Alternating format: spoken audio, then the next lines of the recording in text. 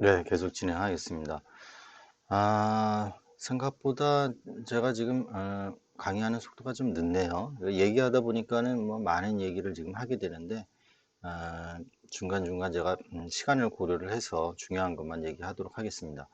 어쨌거나 OSI 7레이어 아키텍처가 84년에 나왔고 이미 TCP/IP는 73년에 이미 설계가 완료돼서 발표를 했고 이미 유닉스라는 OS 체계에 채택이 돼서 사용을 많이 하고 있다. 그리고 이게 TCP/IP가 C랭귀지로 그 개발이 이미 돼서 이식성이 좋다라는 거죠. 이런 여러 가지 복합적인 이유 때문에 TCP/IP가 많이 사용하게 돼서 이미 디팍토 표준, 사실상 표준으로 지금 가고 있다라고 얘기를 했어요.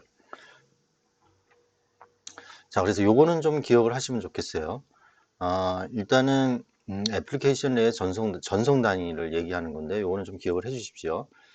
TCP 트랜스포트 레이어는 이제 세그먼트라고 부르고, 그래서 여기에 해당하는 게 TCP 또는 UDP, 요거는 세그먼트라고 부른다.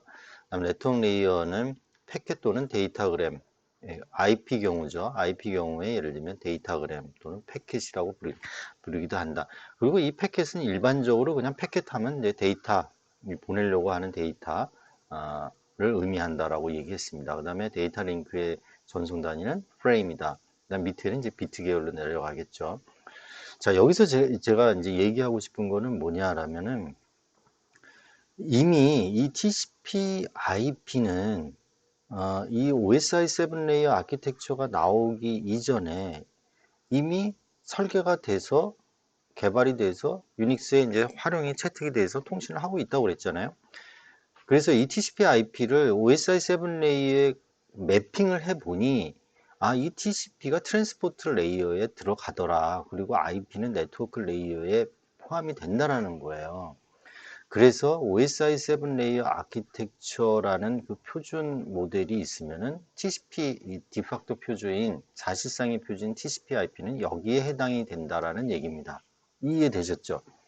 그 다음에 TCP/IP를 이용한 그 애플리케이션 영역에는 SMTP하고 HTTP, 뭐 텔레, 그 다음에 뭐 FTP, 그 다음에 R 시리즈인 뭐 R로긴, R카피 이런 것들이 요걸 써서 이제 소켓이라는 그 시스템 콜을 이용해서 이제 프로그램을 쌌는데 요거는 애플리케이션 레이어에 속하더라라는 얘기예요. 그렇죠? 그러니까 여러분들이 시대적으로 생각을 해야 돼요. 73년, 70 몇 년에 이미 이렇게 쓰고 있었기 때문에 OSI 7 레이어는 어떻게 보면 속된 말로 뒷북친 거잖아요. 이미 쓰고 있는데 이제 표준안 이렇게 개발하라고 한 거예요. 근데 이거를 지금까지 사용하고 있는 디팍토 표준은 버릴 수 없잖아요. 그러니까 이거를 매핑해서 해보니 이렇게 이제 연결이 되더라라는 얘기예요. 이미 1973년인가요? 4년인가 제록스에서 이더넷이라는 그 네트워크 인터페이스 카드의 이더넷이라는 그 프로그램을 이제 개발을 했잖아요. 이거는 보니까 데이터 링크 레이어에 속하더라라는 얘기예요. 물론 이 OSI 7 레이어 아키텍처를 모델링을 할 때도 여기에 전문가들이 다 참여를 했겠죠. 그래서 야, 우리 TCP/IP 이런 거 설계를 했으니까 이거는 트랜스포트 레이어라고 네이밍을 하자. 그리고 네트워크 레이어라고 네이밍을 하자. 뭐 이런 식으로 어떤 공감대 형성이 돼서 이렇게 했을 거예요.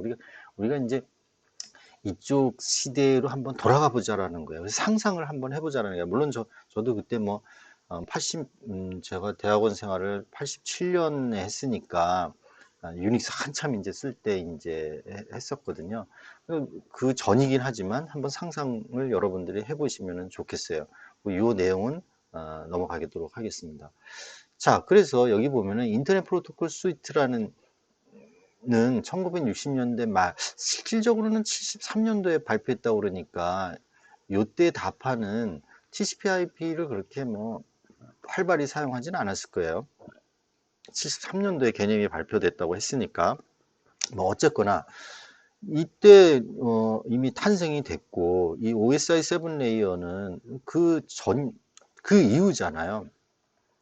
그래서 OSI 7 레이어 아키텍처하고 TCP/IP를 이렇게 매핑을 해보니 응용 계층 경우에는 예를 들면 FTP 아까 얘기했던 뭐 텔레 이런 것들은 요 레이어에 속하고 전송 계층은 그대로 TCP죠. 그다음에 IP, 그다음에 이제 네트워크 인터페이스 카드 이렇게 된다라는 거예요. 그런데 이거는 4계층으로 그랬는데 보통 4계층, 5계층으로 이렇게 매핑이 되는데 5계층으로 매핑하는 책도 있어요. 그러니까 TCP, IP, 여기 이더넷이더 데이터 링크, 물리계층 이렇게. 근데 저는 이렇게 하는 게 더 맞다라고 봅니다. 그래서 여러분들하고 얘기할 때는 우리가 5계층으로 이렇게 얘기를 한다. OSI 7레이어 아키텍처는 7레이어지만 TCP, IP, 이 인터넷 프로토콜 스위트 같은 경우에는 5계층으로 이렇게 되어 있다. 그러니까 결국은 응용 계층이 OSI 7레이어의 애플리케이션 레이어, 프레젠테이션 레이어, 세션 레이어를 커버하는구나 라고 아시면 돼요. 그래서 이제 결론 얘기할게요. OSI 7레이어 아키텍처라는 게 표준으로 이렇게 만들어졌지만 이 인터넷 프로토콜, 그러니까 TCP/IP 프로토콜을 인터넷 프로토콜 스위트라고도 얘기합니다.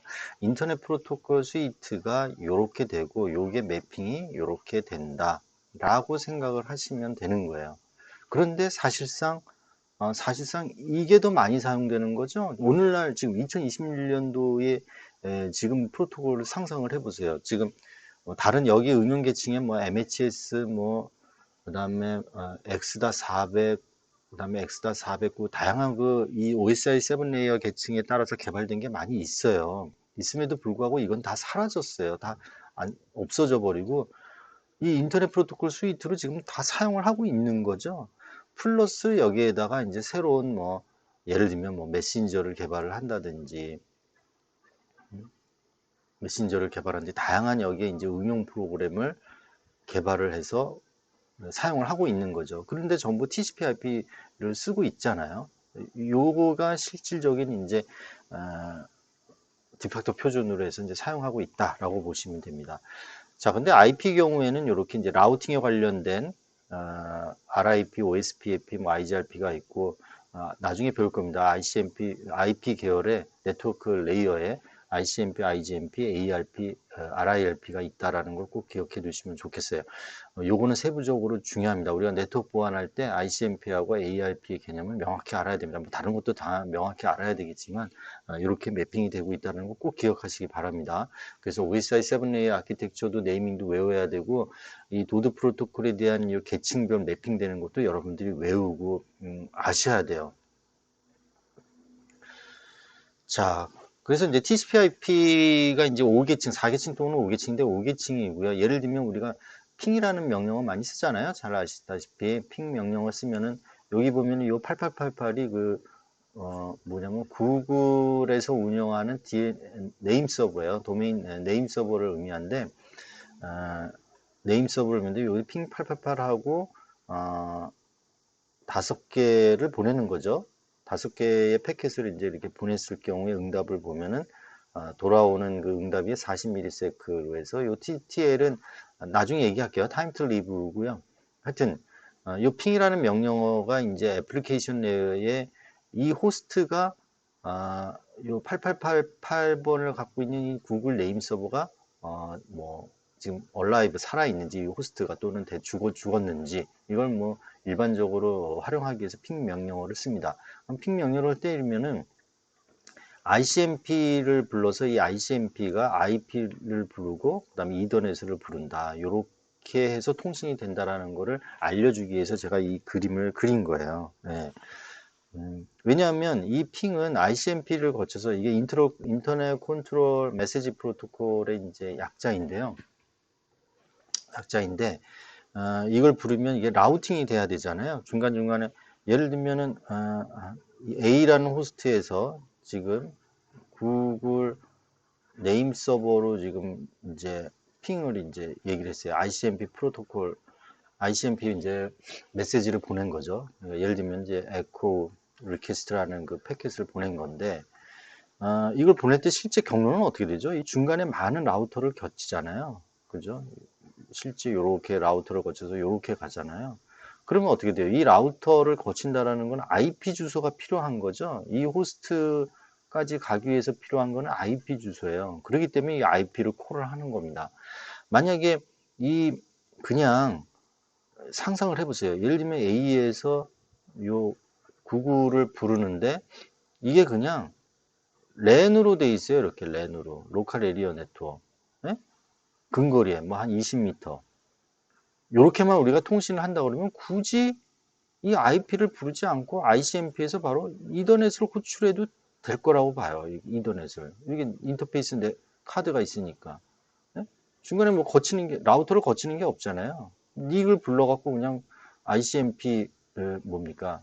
에코 리퀘스트를 보내서 에코 리스판스를 받아서 아, 구글이 지금 살아있구나라고 알면 되는 거잖아요. 그렇게 프로그램을 짤 수도 있는 거죠. 이 핑이라는 게. 이 ICMP가 바로, 이더넷을 바로 부를 수만 있다면은, 그렇게 설계가 된다면. 그런데 공교롭게도 중간에 많은 이 라우터를 거쳐야 되거든요. 원거리 통신을 하게 되거든요. 그러면은 이 이더넷을 바로 부를 수 없는 거죠. 이 IP 주소 체계로 설계가 그렇게 돼 있으니까 IP 주소 체계로 해서 이렇게 불러야 되는 겁니다. 이해가 되시는지 모르겠어요. 자, 물리계층까지 해서 이 시간을 좀 마치도록 할게요. 자, 물리계층은 뭐 쉽게 넘어가도록 하겠습니다.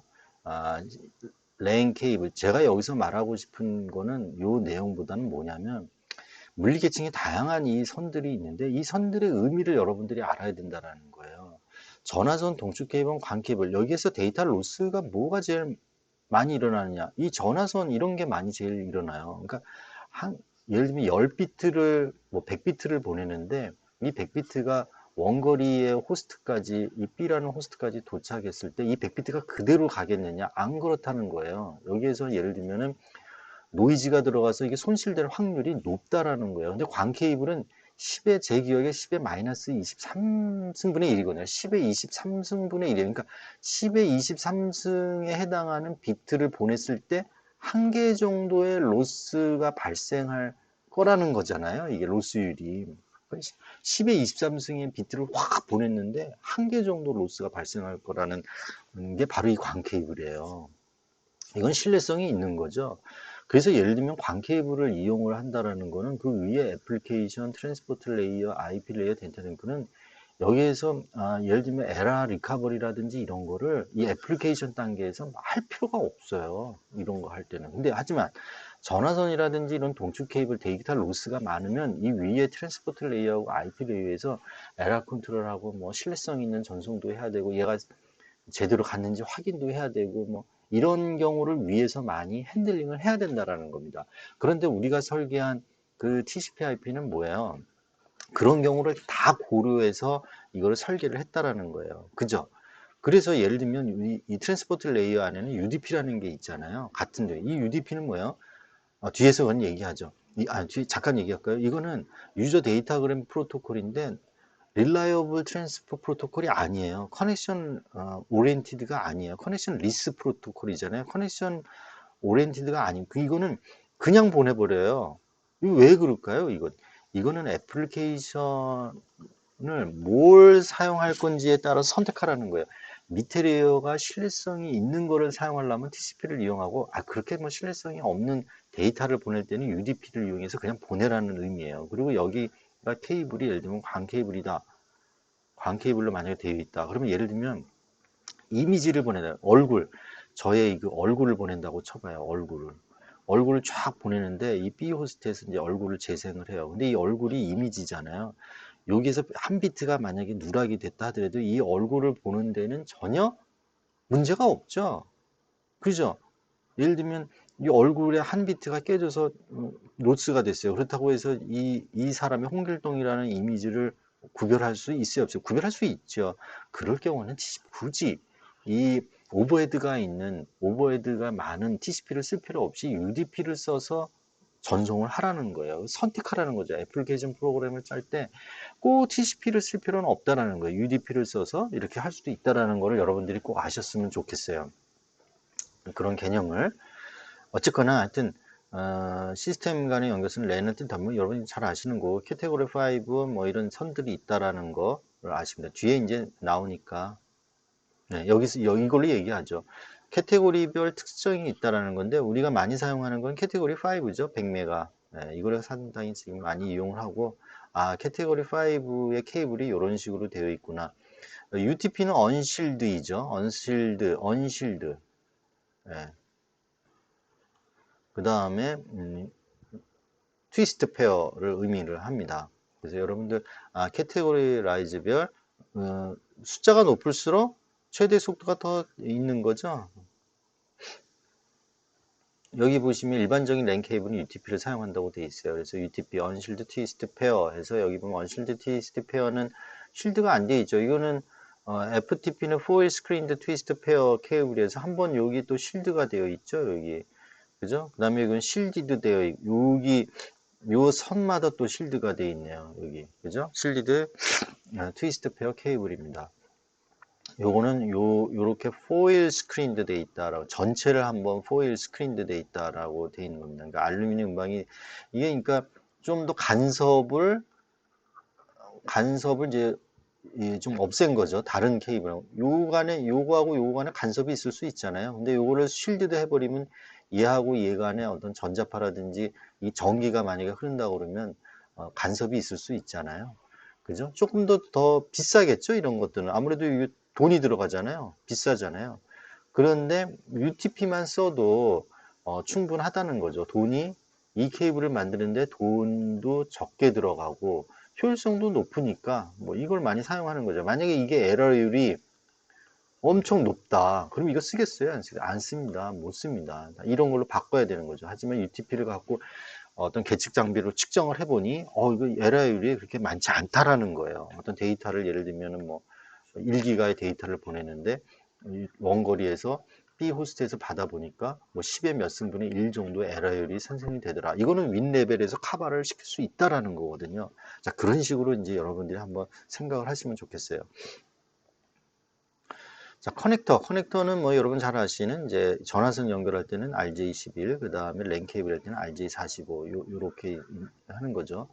이것도 다 이제 표준입니다. 여기 보면은 IEEE 80233, 뭐 RJ45 해서 이제 규격을 맞춰서 8핀, 6핀으로 해서 이렇게 표준화를 이제 시킨 겁니다. 그래서 이렇게 있다라고 하시면 될 것 같고요. 자, 리피트는 예를 들면 이게 얘하고 통신을 하는데 이게 예를 들면 10m 정도이다. 근거리다. 그러면 이 시그널이 가면은 이게 감소하지, 어테뉴에이션이라고 하는데 감소되지 아니하고 이게 갈 거예요. 그죠? 왜냐면 이 선은 저항이라는 게 있잖아요. 저항이 있으면 이 시그널이 감소되거든요. 이렇게 어테뉴에이션 되거든요. 이렇게 쫙 올라갔다가 이게 또 5볼트가 이렇게 갔다가 이렇게 점점 줄어든다고요. 가까울 경우에는 이렇게 이제 5볼트가 딱 가지만, 그러면 예를 들면 이게 1km, 뭐 1km도 아니고 한 100m 떨어진 거하고 로컬 에리어 네트워크로 전송을 하고 싶다. 그러면 중간에 리피터를 다는 거죠. 네, 리피터를 달아서 여기 온 시그널을 다시 증폭을 시켜서 이제 보내는 거죠. 전압을 다시 증폭시켜서 보내는 거죠. 그 역할을 하는 겁니다. 이게 불명해진 전기 신호를 증폭하는 역할이다. 근데 최근에는 이 리피터의 그러니까 증폭시키는 그 역할이 허브나 스위치에 공통으로 이제 들어간다라고 보시면 되겠고요. 여기에는 어떤 주소 체계가 없는 거예요. 그래서 피지컬 레이어인 거예요. 그래서 피지컬 레이어에 속한다는 거예요. 주소 체계. 만약에 맥이라든지 IP 주소 이런 건 전혀 이해를 못 해요. 그냥 이건 신호만 들어온 거를 증폭시켜서 이 원거리까지 보낼 수 있게 한다라는 의미이죠. 모뎀 뭐 이런 거하고도 비슷할 수 있죠. 자, 피지컬 레이어에서 이제 허브는 이것도 마찬가지로 리피트처럼 정기적 신호를 증폭을 하는 거예요. 근데 랜 전송거리를 증폭을 하니까 연장이 이제 되는 거고요.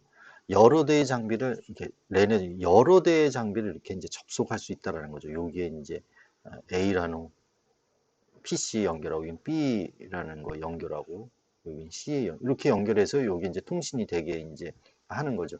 그런데 이 허브는 스위칭이라는 역할이 없고 맥 어드레스 여기 이제 A가 이더넷 카드가 있다 하더라도 이더넷 카드가 있어서 여기 맥 어드레스가 있다 하더라도 얘는 이 맥 어드레스가 해석을 못 하는 거죠. 얘는 그러니까 여기에 패킷을 보내면 일로 다 보내는 거예요. 연결되어 있는데 그냥 다 보내요. 그냥 다 리피터 역할을 하는 거죠. 신호만 증폭시켜서 예를 들면 요 패키지 이렇게 왔다 그러면 요로도 보내고 요로도 보내고 그렇게 한다는 거죠. 그러면 이 B가 받잖아요. 그러면 여기 이더넷 맥 어드레스가 있으니까 이 맥 어드레스는 내 거네. 그러니까 여기가 이제 맥 B고 여기가 맥 C라는 주소를 갖고 있다. 근데 맥 A가 맥 B로 이제 보냈어요. 이 C도 보내고 B도 보낸다라는 거 아니야. 그럼 딱 받아보니까 이거는 내 주소 내면 얘가 이제 받아들인다라는 거죠. 그리고 얘는 내 주소가 아니네. 그러면 그거는 드랍시킨다는 거죠. 이해되셨죠? 어, 그게 이제 허브이다. 근데 이 스위치는 이제 다른 개념이다. 맥 주소를 이제 아는 거죠. 그래서 목적지에만 보내는 거죠. 그럼 뒤에 이제 나오니까 그때 이제 설명을 하도록 하겠습니다. 그래서 허브는 리피터하고 동일한데 리피터하고 개념이 비슷한데 멀티포트가 있어서 이렇게 다 전송이 돼서 자기 거는 이제 취하는 그런 얘기다라고 보시면 되겠습니다. 이해되시죠? 자, 그래서 한 장비에서 전송된 데이터 여기 데이터 프레임을 모두 전송을 한다라는 거예요. 모두 전송을 하니까 이게 이제 컬리전이 일어날 수 있겠죠. 그죠? 아까 이제 그 허브가 이렇게 있으면은 여기 연결한 거, 여기 연결한 거, 여기서도 막 보내고, 여기서도 이렇게 보내고, 여기서도 막 보내고, 이렇게 보내고, 이게 컬리전, 충돌이 일어나죠. 그래서 이 허브에 연결된 장비는 하나의 컬리전 딕션에 있다고 얘기를 하는 겁니다. 뭐이 정도 그렇구나라고 이제 생각을 하면 돼요. 하여튼 이 허브는 충돌이 당연히 발생을 하겠죠. 그러니까 별로 안 좋은 장비죠. 기능이 안 좋은 장비예요. 하지만 여러 포트를 연결하니까 여러분들이 왜 이렇게 만들었지? 그게 아니에요. 이게 1900 예를 들면 70년도, 80년도에 만약 만들었다고 하니까는 이때는 이렇게밖에 생각을 못 한 거죠. 그래서 문제가 있으니 이거를 이제 안 되겠다. 스위칭이라는 거를 더 만들어야겠다라고 생각을 하는 거죠. 예, 수고하셨어요. 여기서 쉬었다가 또 다시 진행하도록 하겠습니다.